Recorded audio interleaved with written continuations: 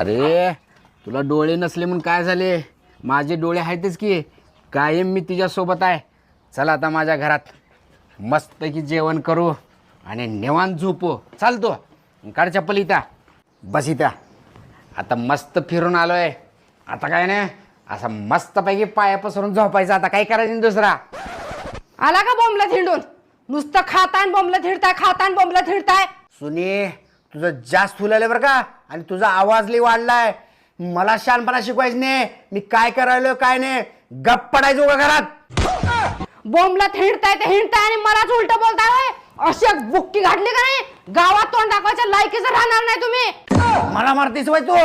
असा मारलो का नाही एक दात ठेवणार नाही तोंडात. लय शहाणपणा आला का तुला?